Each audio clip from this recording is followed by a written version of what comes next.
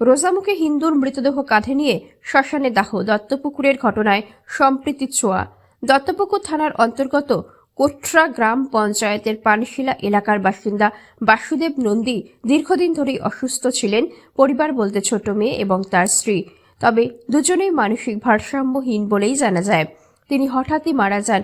এরপর এই খবর পেয়ে এলাকার হিন্দু পরিবাররা একদিকে যেমন এগিয়ে এসেছে, অন্যদিকে মুসলিম সম্প্রদায়ের মানুষরাও কাঁধে কাঁধ মিলিয়ে তার সৎকার কাজের ব্যবস্থা করলেন। কোঠরা সর্বমঙ্গলা মঙ্গলময়ী সতী মাতা নাকশা তারামায়ের মন্দিরের শ্মশানে বাসুদেব নন্দীর মৃতদেহ নিয়ে আসে। শেষ সময়ে তার সঙ্গী হিসাবে প্রায় 50 জন যাত্রী আসেন। তার মধ্যে 25 জন হিন্দু এবং 25 জন মুসলিম সম্প্রদায় বলেই জানা যায়, এবং তারা সকলেই রোজায় আছেন বলে জানান। বর্তমানে ভারতবর্ষের বিভিন্ন প্রান্তে দেখা যাচ্ছে ধর্ম নিয়ে হানাহানি। সেখানে দাঁড়িয়ে দত্তপুকুর থানার অন্তর্গত কোটরা হিন্দুর মৃতদেহ কাঁধে মুসলিম সম্প্রদায়ের মানুষরা নিয়ে এসে সম্প্রীতির নদী সৃষ্টি করলেন। ঘটনা বলতে আজকে পানশিলা গ্রামে বাসু নন্দী বলে একজন আমাদের ওখানে থাকতেন।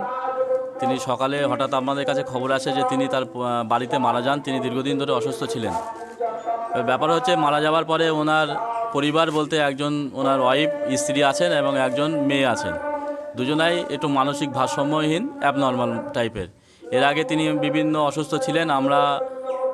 আমাদের মুসলিম সম্প্রদায়ের মানুষরা বিভিন্নভাবে তাদেরকে সহযোগিতা করেছে, তাদের পাশে থেকেছে। এর আগে হসপিটালে ভর্তি ছিলেন, আমরা গিয়েই তার দেখাশোনা করতাম এবং হসপিটালে ভর্তি থেকে শুরু করে তার ওষুধপত্র, বিভিন্ন যে জিনিসপত্র আমরাই তার অ্যারেঞ্জমেন্ট করে দিয়েছিলাম। তথারূপভাবে আজকে যেহেতু মারা গিয়েছেন, আমাদের কর্তব্য তার মৃতদেহকে নিয়ে শ্মশানে এসে ঠিকঠাকভাবে যাতে আমরা দাহ করতে পারি তার ব্যবস্থা করার জন্য আমরা সকলে এখানে উপস্থিত হয়েছি। যিনি মারা গিয়েছেন বাসু নন্দী। হ্যাঁ, আমরা এখানে হিন্দু মুসলিম উভয় সম্প্রদায়ের মানুষ হিসেবে এখানে আমরা প্রায় 50 জন উপস্থিত হয়েছি। আমরা 25 জন মুসলিম সম্প্রদায়ের মানুষ এখানে আছেন এবং 25 জন আমার হিন্দু সম্প্রদায়ের মানুষ এখানে আছি, উভয় সম্প্রদায়ের মানুষ।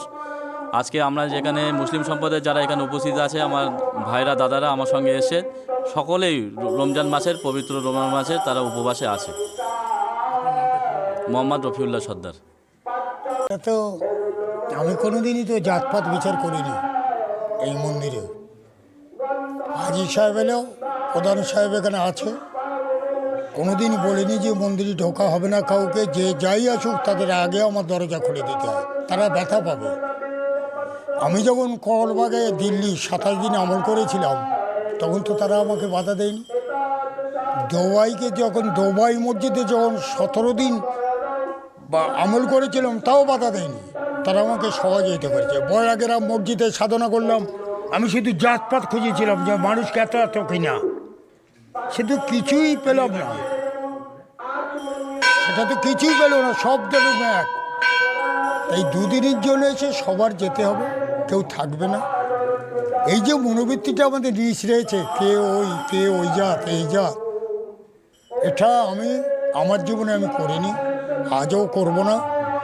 শুধু তাই না, এই মন্দিরটা যখন এবার এই মাটি এত ফেললাম, তখন ইসলাম ধর্মের মসজিদের যে কমিটির যে হেড, তিনি কিন্তু 2 বিঘে জমির আমার মাটি দিয়েছে।